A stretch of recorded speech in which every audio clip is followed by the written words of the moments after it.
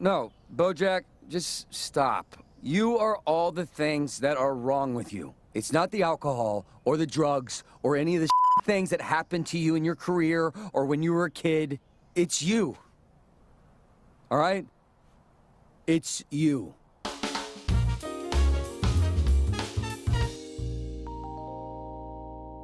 Bojack Horseman has lived a tragic yet very successful life. He's lived out the dreams of many people, appearing in TV shows, movies, and even authoring a book. That's why today we're talking about how much Bojack Horseman is worth. And of course, this does not include anything in Season 5, and let this serve as a spoiler warning as well. Bojack was born January 2nd, 1964. The first we actually see Bojack going out and trying to make it on his own is in 1985. He's living paycheck to paycheck and trying to become a stand-up comedian, and it's a safe assumption that Bojack really isn't able to save any money at this time. He'll also meet and become friends with Herb Kazaz. Bojack's big break would come in 1987.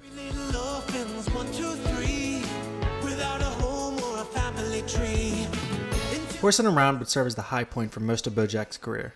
The show itself is an obvious parody of Full House, but in order to find out just how much Bojack made throughout his career on the show, we'll have to look at some other similar shows that ran around that time. We know, right off the bat, that Bojack was making $30,000 an episode, at least up until Herb gets fired from the show. We know this is in the early 90s because of the decade song Bojack is listening to as he drives onto the set. Despite his best friend being fired off the show, Bojack is convinced to stay on. Unwilling to let the show die, the producers and network executives would likely give Bojack substantial raises in order to keep him around. While I wasn't able to find out how much the actors on Full House were making in their later seasons, I was able to find another show that ran for 9 seasons from the 80s to the 90s. Seinfeld, while a fundamentally different show than Horsin Around, has several similarities, including both the years the show ran and the amount of seasons. If we're assuming that Bojack's show was as popular as Seinfeld, and that Bojack would be getting paid the same amount in his final season, Bojack would be making $1 million per episode at that point. However, this doesn't quite build up to that salary. He wouldn't just go from $30,000 to $1 million overnight. So to find a more logical route, we'll look at one more sitcom where the actors made a similar amount.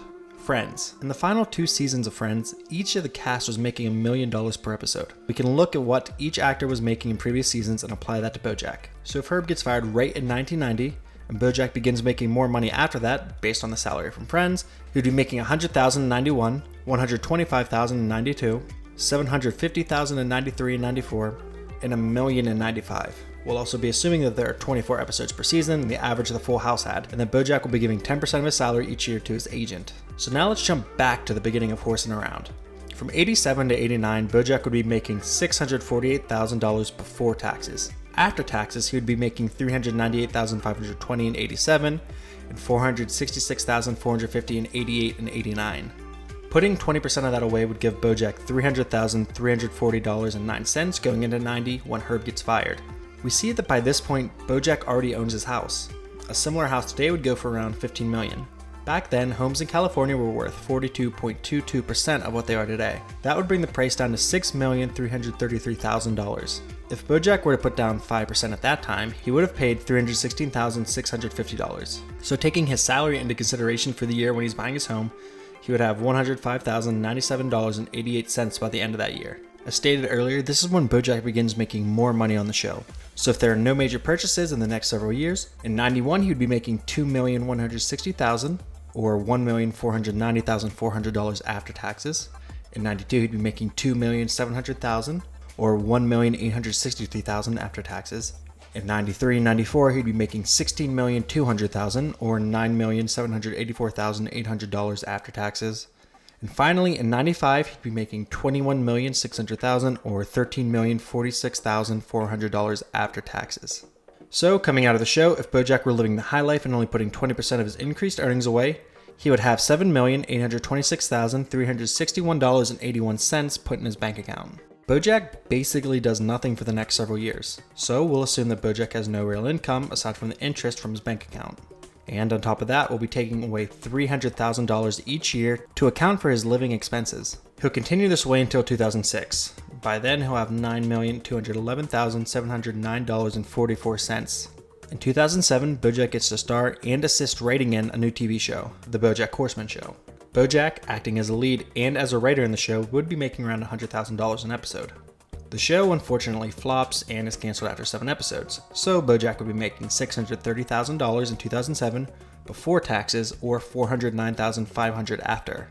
So getting out of 2007, Bojack has $9,630,211.23 saved up. The next few years pass in a similar way to the previous years where Bojack isn't working, until we reach the beginning of the show in 2014. Several things happen in the first season that affect Bojack's wealth.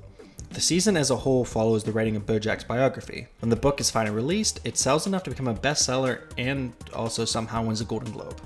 We know that Diane is a ghostwriter, and a good ghostwriter can make around $20,000 for a project.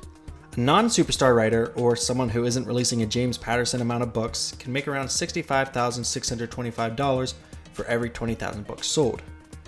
If Bojack were to sell 100,000 copies of his book, he would make $328,125. And after paying Diane, he would be left with $308,125.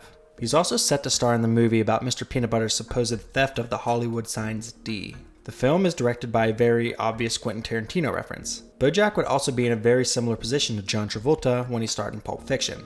Despite the movie being cancelled, actors typically have a guarantee and he would make $150,000, and again 10% would go to his agent. We also see at one point, in an effort to impress Diane, he buys Elefante, a restaurant.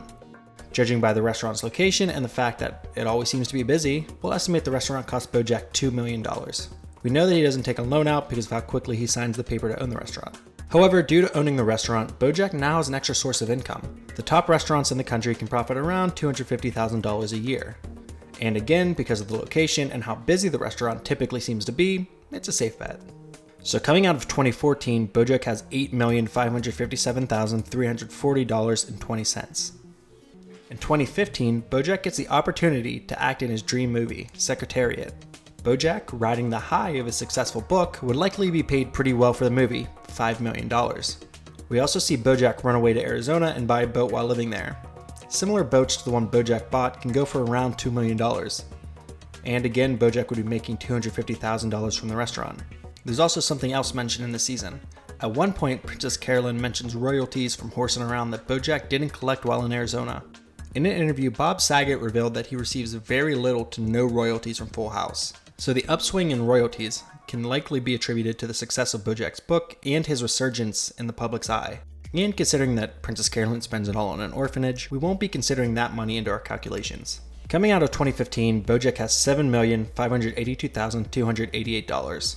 Bojack doesn't have any major income in 2016, as the entire restaurant staff ends up quitting.